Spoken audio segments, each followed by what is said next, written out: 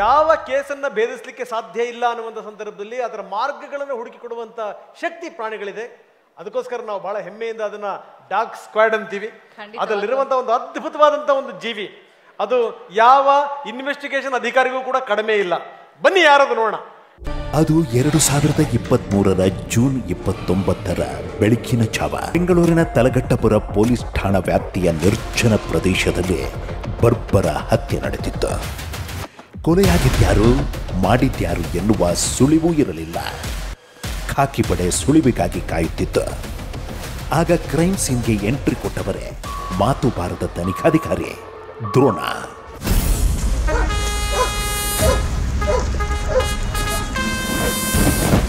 ಸ್ಥಳಕ್ಕೆ ಧಾವಿಸಿದ ಶ್ರೇಷ್ಠ ಪೊಲೀಸ್ ಶ್ವಾನ ದ್ರೋಣ ಈ ಕಲ್ಲನ್ನು ಮೂಸಲು ಆರಂಭಿಸಿತು. ಕೊಲೆಗಾರರು 30 ವರ್ಷದ ವ್ಯಕ್ತಿಯ ತಲೆಯ ಮೇಲೆ ಇದೇ ಕಲ್ಲು ಹಾಕಿ ಹತ್ಯೆ ಮಾಡಿದ್ರು. ಕಲ್ಲನ್ನು ಮುಟ್ಟಿದ್ದ ಹಂತಕರ ವಾಸನೆ ಹಿಡಿದ ದ್ರೋಣ ಕೆಲ ಹೊತ್ತು ಕಾಡಿನಲ್ಲಿ ಸುತ್ತಾಡಿತ್ತು. ನಂತರ 1.5 ಕಿಲೋಮೀಟರ್ ದೂರ ಸಾಗಿ ಕೊಲೆಗಾರರು ಮುಖ್ಯ ರಸ್ತೆ ಕಡೆ ಹೋಗಿದ್ದಾರೆ ಅಂತ ಸುಳಿವು ಕೊಟ್ಟಿತ್ತು. ಅಲ್ಲಿ ಸಿಕ್ಕ ಸಿಸಿಟಿವಿಯಲ್ಲಿ ಆರೋಪಿಗಳು ಓಡಾಡಿದ ದೃಶ್ಯ ಸರಿಯಾಗಿತ್ತು. ಅಷ್ಟೇ, ಬಳಿಕ ಹಂತಕರನ್ನ ಬಂಧಿಸಲಾಯಿತು. 10 ವರ್ಷದ ದ್ರೋಣ 160ಕ್ಕೂ ಅಧಿಕ ಕೇಸ್ಗಳ ಆರೋಪಿಗಳ ಪತ್ತೆಯಲ್ಲಿ ನಿರ್ಣಾಯಕ ಪಾತ್ರ ವಹಿಸಿದೆ. ಹಂತಕರನ್ನ ಹಿಡಿಯುವಲ್ಲಿ ಸಾಟಿ ಇಲ್ಲದ ಪ್ರಾವೀಣ್ಯತೆ ಸಾಧಿಸಿರುವ ದ್ರೋಣ ಪೊಲೀಸ್ ಡ್ಯೂಟಿ ಮೀಟ್ ಸ್ಪರ್ಧೆಗಳಲ್ಲಿ 8 ಚಿನ್ನದ ಪದಕ ಗೆದ್ದಿದೆ. ತನ್ನ ವಾಸನೆ ಗ್ರಹಿಕೆ ಶಕ್ತಿಯಿಂದಲೇ ಕ್ರಿಮಿನಲ್ಗಳಿಗೆ ಸಿಂಹ ಸ್ವಪ್ನವಾಗಿರೋ ದ್ರೋಣ ಮತ್ತು ದ್ರೋಣನ ಪರಿಚಾರಕ ರವಿ ದೇಶ್ ಭಂಡಾರಿಗೆ TV9 ಸಲ್ಯೂಟ್.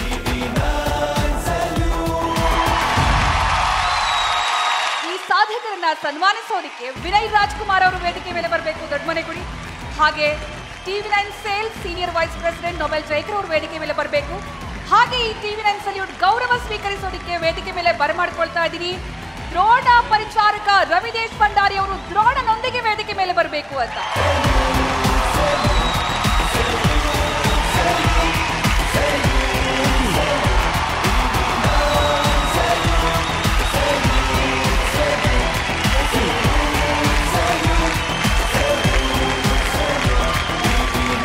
ಎಲ್ಲರಿಗೂ ನಮಸ್ಕಾರ. ಇವತ್ತು ತುಂಬ ಖುಷಿ ಆಗ್ತಿದೆ ಮತ್ತು ಹೆಮ್ಮೆ ಆಗ್ತಿದೆ.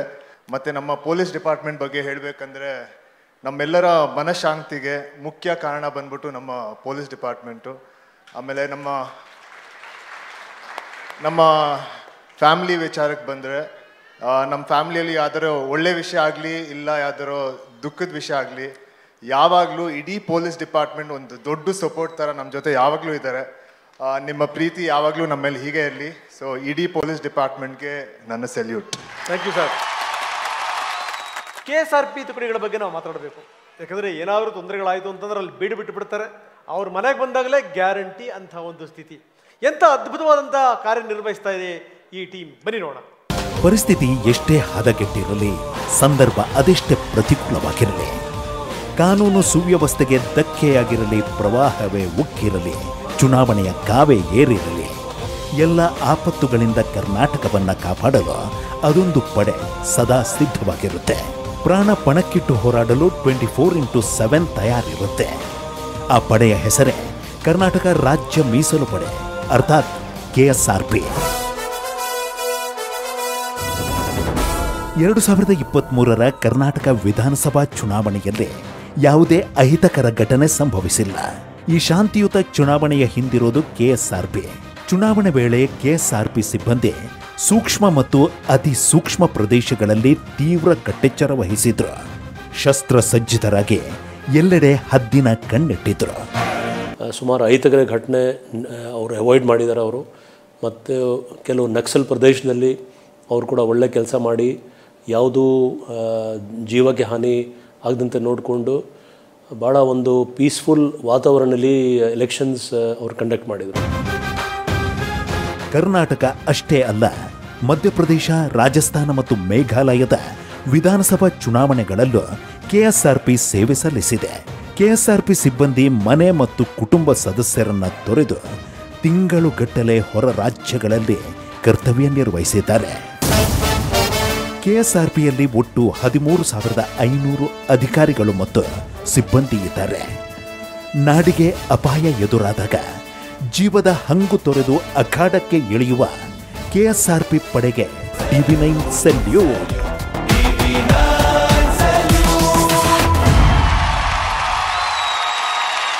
ಇಂತಹ ಹೆಮ್ಮೆಯ ಕೆಎಸ್ಆರ್ಪಿ ಟೀಮ್ ಅನ್ನ ಸನ್ಮಾನಿಸೋದಕ್ಕೆ ವೇದಿಕೆ ಮೇಲೆ ಬರಮಾಡಿಕೊಳ್ತಾ ಇದ್ದೀನಿ. DGIGP ಕರ್ನಾಟಕ ಪೊಲೀಸ್ ಮಹಾನಿರ್ದೇಶಕರಾಗಿರುವಂತಹ ಶ್ರೀಯುತ ಅಲೋಕ್ ಮೋಹನ್ ಅವರು ವೇದಿಕೆ ಮೇಲೆ ಬರಬೇಕು. ಹಾಗೆ TV9 sales senior vice president Shri Nobel Jayakar ಅವರು ಕೂಡ ವೇದಿಕೆ ಮೇಲೆ ಬರಬೇಕು ಅಂತ ಕೇಳ್ಕೊಳ್ತೀನಿ. ಹಾಗೆ ನಮ್ಮ TV9 ಸಲ್ಯೂಟ್ ಗೌರವ ಸ್ವೀಕರಿಸೋದಕ್ಕೆ 12ನೇ ಬೆಟಾಲಿಯನ್ RSI ಸಂಜೀವ್ ಗತ್ತರಕಿ, 10ನೇ ಬೆಟಾಲಿಯನ್ ARSI ZT ಜಾರಿ, ಹಾಗೆ 8ನೇ ಬೆಟಾಲಿಯನ್ RHC ST ಹೇಮಣ್ಣ ಅವರು, 11ನೇ ಬೆಟಾಲಿಯನ್ RPC ಯಲ್ಲಪ್ಪ ಹಲಗಲಿ, 5ನೇ ಬೆಟಾಲಿಯನ್ ಪಲವು ಜಮಾದಾರ್ M ಪುಟ್ಟರಾಜು ಅವರು ವೇದಿಕೆ ಮೇಲೆ ಬರಬೇಕು ಅಂತ ಕೇಳ್ಕೊಳ್ತಾ ಇದ್ದಾರೆ.